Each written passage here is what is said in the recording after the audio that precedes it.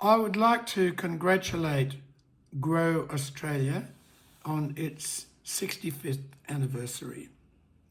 It has made a great contribution and I believe it will continue to do so on an even greater scale in the future.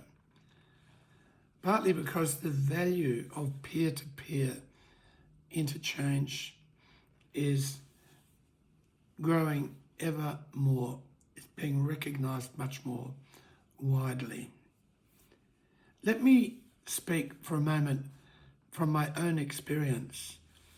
My daughter Isabella has schizophrenia.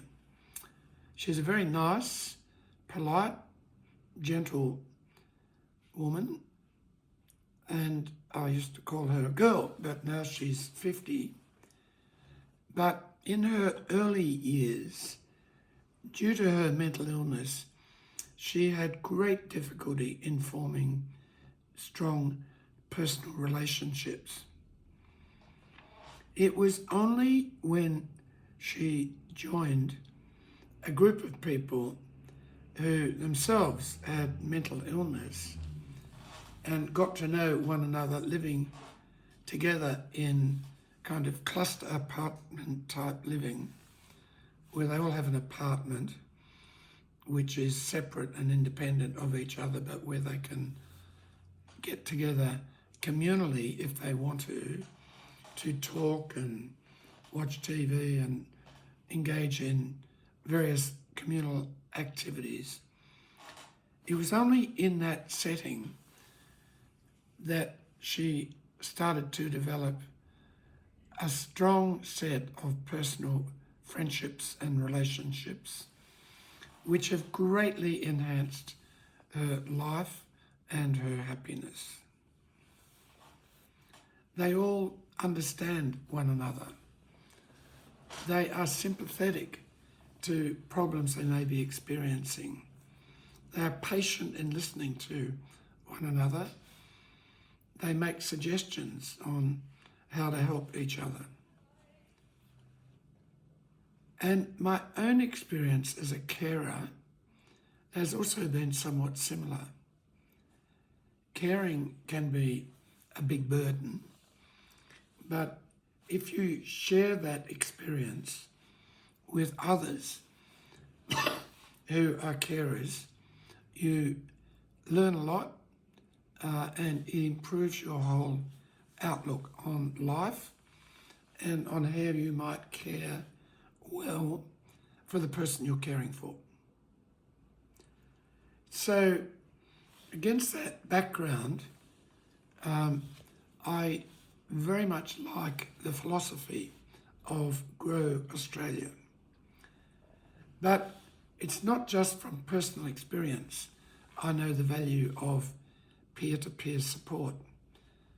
I've actually been chair of the National Mental Health Commission for 6 years and then a couple of years on the Victorian Royal Commission on Mental Health.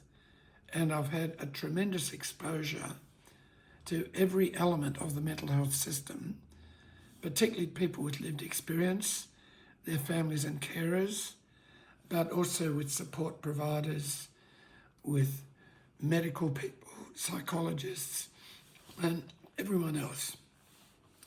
And what emerges from all of these hearings, inquiries, meetings, including community meetings, is that peer-to-peer support is a very foundational part of any society's approach to dealing with the challenges of mental health. I often think that the biggest challenge for most people with mental illness is either they don't get access to treatment or that they do get access, but it's very limited. If you have a psychiatrist, for example, you might see them for an hour a month or an hour a fortnight.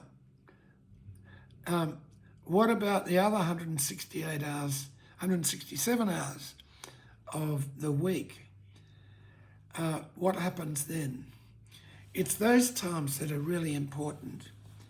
And That's when peer-to-peer engagement can be really valuable in lifting the quality of a person's life and their happiness.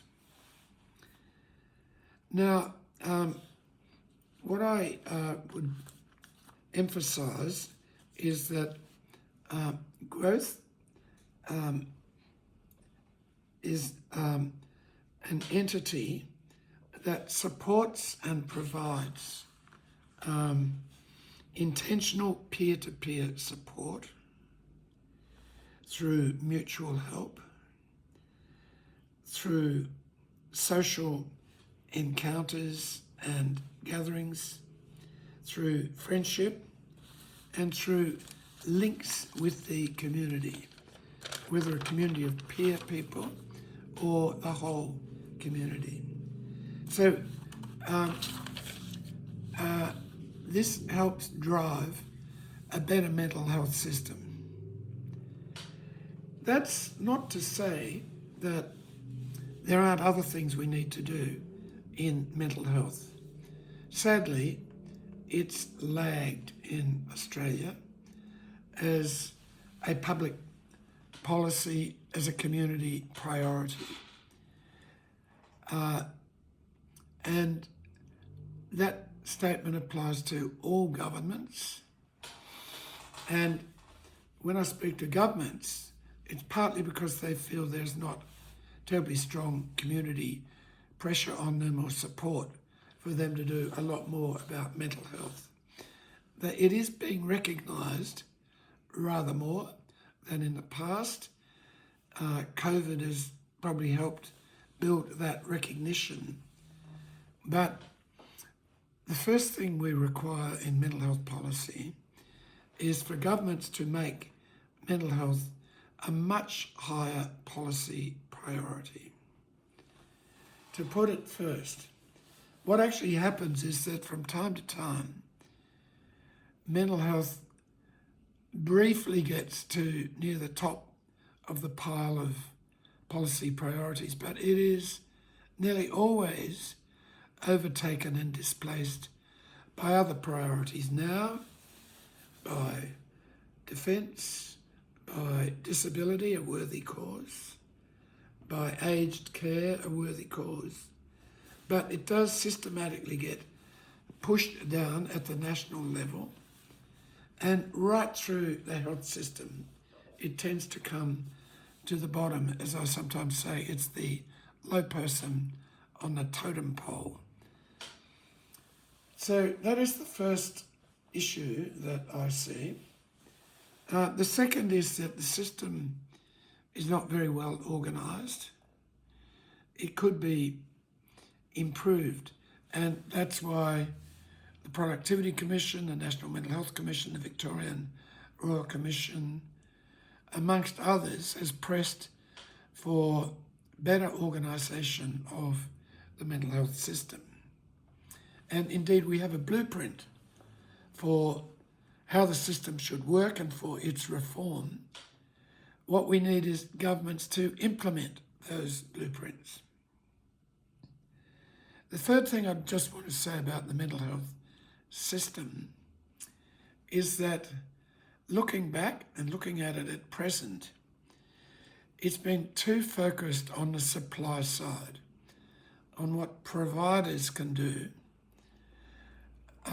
whether they be doctors, psychiatrists, hospitals, psychologists, mental health nurses, whether they be social workers, whether they be NGOs working more in the community, or GPs, or whatever. They all need to place greater emphasis themselves on the views and experience of people with lived experience and their families and carers. But more than that, we need to build into the system two things: a proper role for people with lived experience so that they can voice their views and opinions and experiences, and get them picked up by the system and addressed. And we also need to provide various forms of support to people with lived experience and to change our systems to ensure that they are person-centred. The person with the problem is the one who drives the operation of the system. And I know that particularly because reflecting on peer-to-peer experience in my own family, but also I've seen it in many other cases, if you involve people with lived experience in the operation of the system, it'll be much better, much more sensitive to their needs, and generate a happier population. So once again, I congratulate Grow Australia on its fantastic contribution over the years, and I look forward to more of it in the future and an ever greater recognition of the value of peer-to-peer support. Thank you.